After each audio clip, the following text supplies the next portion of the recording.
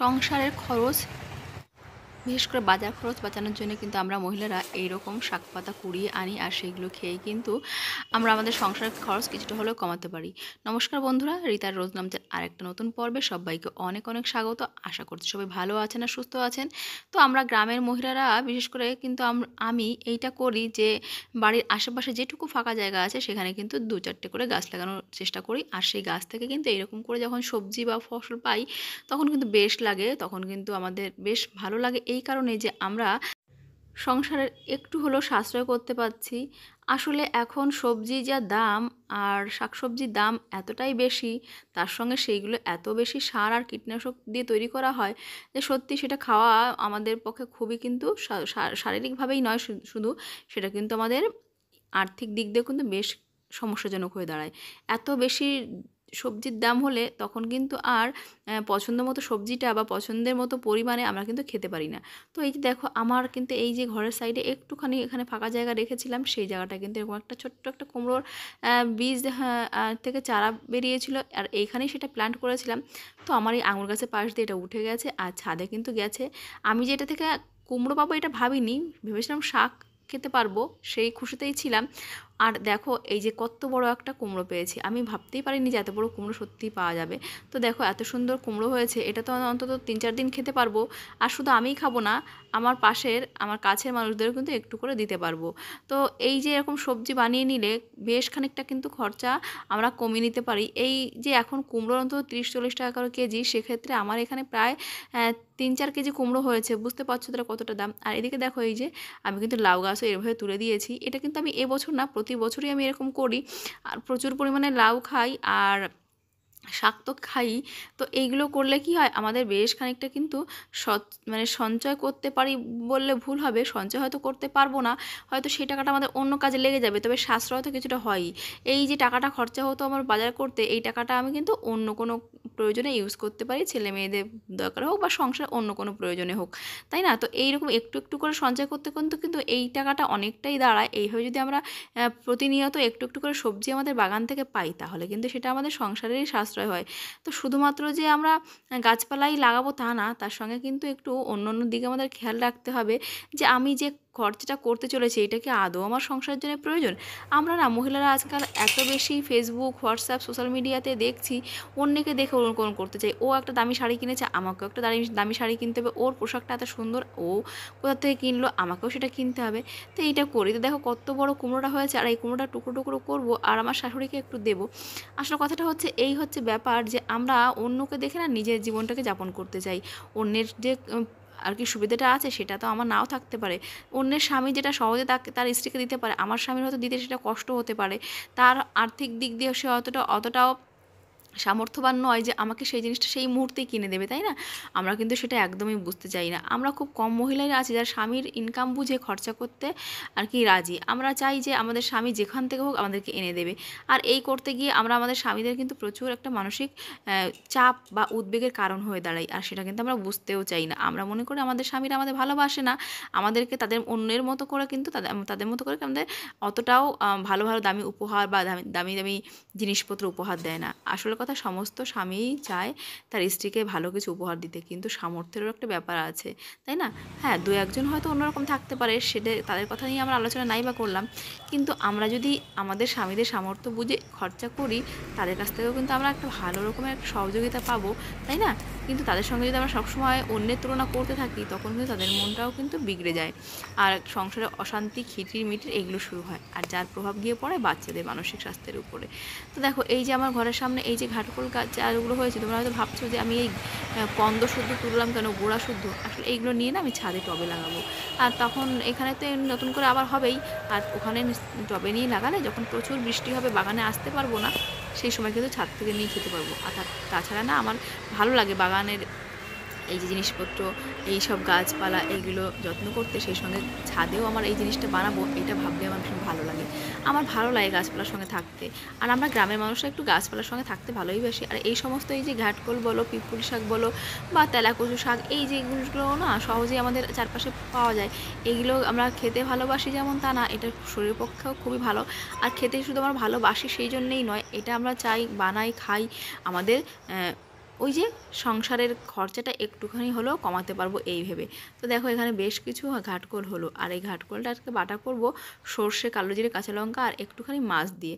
মাছ দিলে কি আর খেতে কিন্তু অনেকটাই ভালো লাগে।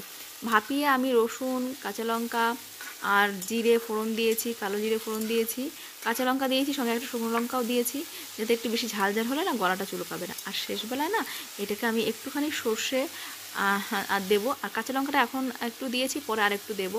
তো মাছটাকে দিয়ে নাড়ি চাড়িয়ে নিলাম। এরকম করে রান্না করলে না বেশ লাগে খেতে। আর আমার বর তো খেতে ভীষণই ভালোবাসে এইরকম শাক পাতা খেতে, আসলে ও ভালোবাসে, আমিও ভালোবাসি। তো ওই জন্য বাড়িতে বিশেষ করে আমি শাক পাতাটা ওর জন্যই লাগাই। আর ওর সঙ্গে থাকতে থাকতে না আমিও শাক পাতাটা খুব বেশি খাওয়া শিখে গেছি। হ্যাঁ, বিয়ের আগে হয়তো অতটাও শাক পাতা খেতাম না, কিন্তু ওই যে ওর সঙ্গে থাকতে থাকতে ও ভালোবাসে খেতে, আর ওর জন্য রান্না করতে করতে না আমিও শাক পাতাটা খেতে ভালোবাসতে শুরু করেছি। তবে মেয়েরা তো শাক পাতা খেতে পছন্দ করে না, তাদের জন্য করবো হচ্ছে আলুর ঝোল। আলু দিয়ে মাছ দিয়ে ঝোল করব, আর এক টুকরো মাছ থেকে অর্ধেকটা দিয়ে করবো আমি হচ্ছে বাটা, আর অর্ধেকটা দিয়ে করবো পিপুলি শাক। তো দেখো এই যে মেয়েদের জন্য কিন্তু মাছের ঝোলটা করছি, ওদের জন্য একটু ওদের মতো করে না করলে হয় না, কারণ আমরা যেটা খেতে ভালোবাসবো বাচ্চাদের তো সেটা ভালো লাগবে না। তাই ওদের জন্য একটু এই যে মশলা দিয়ে করব মাছের ঝোলটা। এদিকে বিপুলি শাকটা আমি কুটে নেব, আর এখানে দেখো আমি এই যে মাছের ঝোলটা করে নিয়েছি, আর ঘাটকোলটাও কিন্তু বেছে নিয়েছি। মানে মিক্সারে না বাটলে শিলে বাটলে অনেক ভালো লাগে, কিন্তু আমার হাতে যেহেতু একটু ব্যথা ব্যথা আছে এখনও, তো ওই জন্য কিন্তু আমি এই যে বেটে নিলাম মিক্সারে। তো মেয়েকে দিলাম খেতে, মেয়ে অন্যদিন খেতে ভালোবাসে। আজকে বলছে মা আমার একটু মুখে ধরছে, আসলে বৃষ্টি হয়ে গেছে তো শাক মানে ঘাটকোলে একটু রস রস রয়ে গেছে, আর আরেকটু এটাকে টানাতে হতো। তো মেয়ে বললো মা আমার একটু ওখানে মুখে ধরছে। তো আমি বললাম ঠিক আছে তুই তাহলে রেখে দে।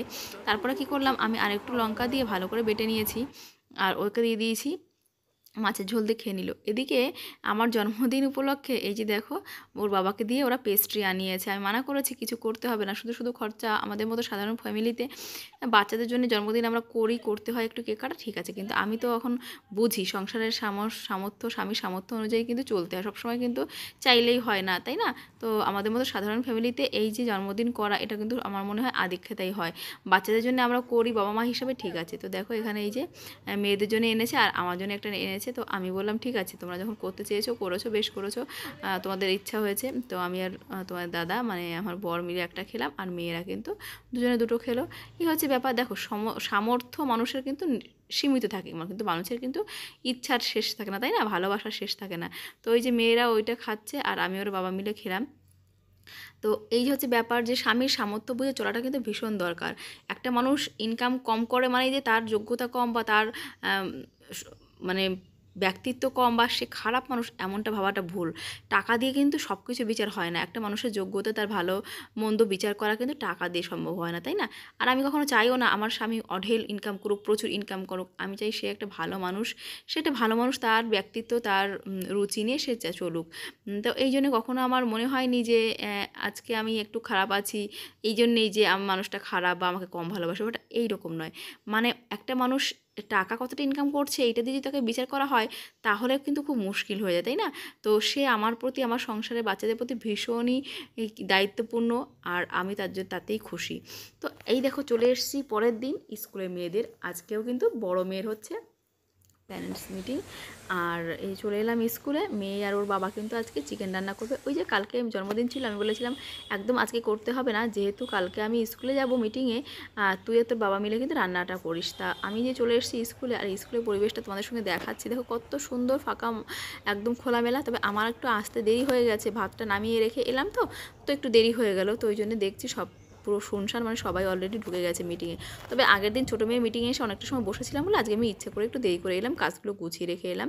তো দেখো মিটিংয়ে যে চলছে, আমাদের সেশন চলছে, আর এদিকে কিন্তু বাড়ি এসে খাওয়া দাওয়া করে নিয়েছি।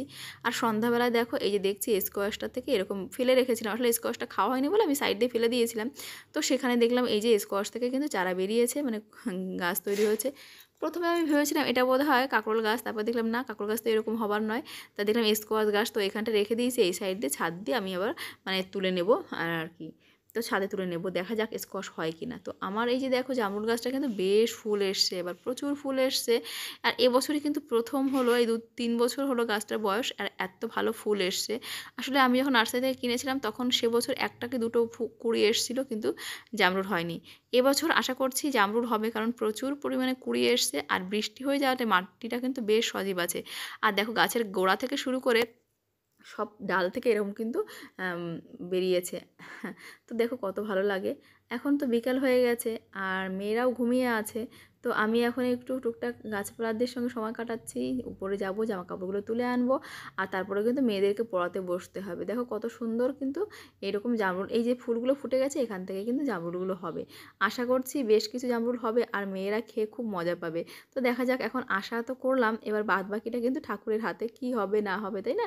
তো চলো, এই যে সন্ধ্যা হয়ে এলো প্রায়, আর আমি কিন্তু এখন ছাদ থেকে গিয়ে জামা কাপড়গুলো নিয়ে আসবো।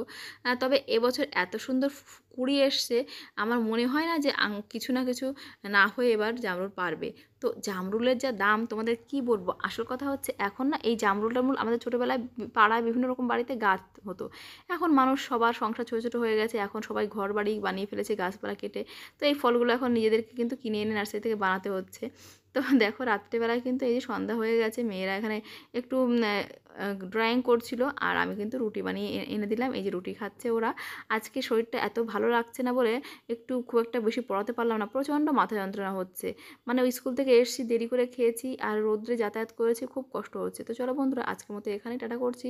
মেয়ে ড্রয়িং করুক, আমি ততক্ষণ একটু রেস্ট করি। সবাই তোমরা ভালো থেকো, বাই বাই।